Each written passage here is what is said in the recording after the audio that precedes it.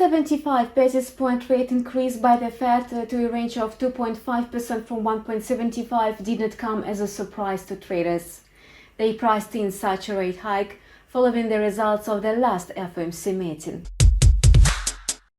However, investors were slightly puzzled by a sharp drop in the US dollar. It began to decline rapidly during Powell's speech at the press conference. Market participants were taken aback by the less hawkish tone of his speech.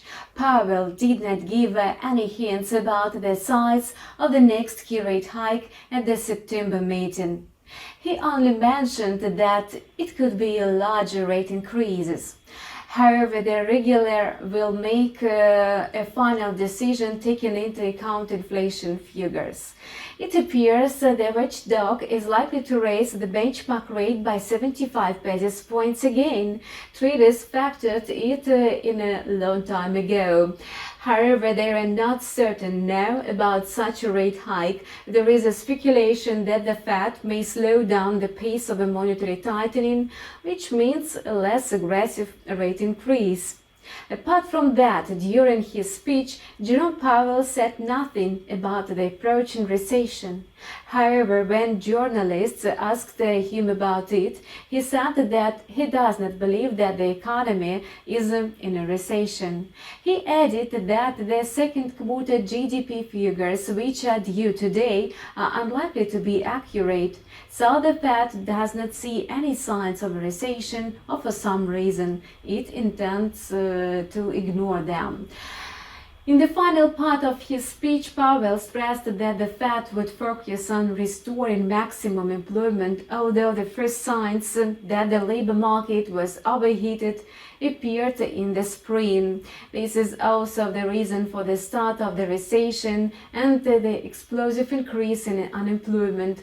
Therefore, the regulator, on the contrary, should be everything possible to stabilize the labor market and slow down the growth rate of new jobs.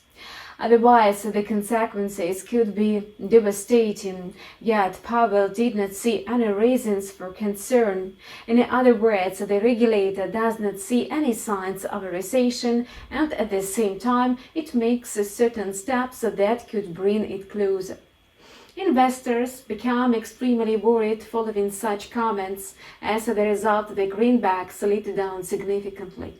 Nevertheless, it's likely to recover in the near term thanks to a big difference in interest rates. Yet, it may extend losses today because of a GDP data.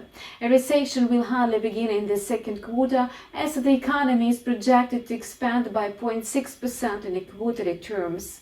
However, nobody anticipated a downturn in the second quarter. It's predicted to take place at the end of the third quarter. Now let's look at the chart of the euro-dollar pair and try to predict its further movement. The pair failed to stay below 1.0150. As a result, the breakout turned out to be false. The quotes returned to the previous narrow range. Perhaps traders will again focus on the levels of 1.0150 and 1.0270. The pair is likely to be fluctuating in this range for some time. This is why it's better to stick to the breakout strategy. Traders should closely monitor the price movement along the current range. If it declines or rises above the pivot levels, speculators will immediately see which trend will eventually prevail. The pair will summon the upward movement if it grows above 1.0300 on the forward chart.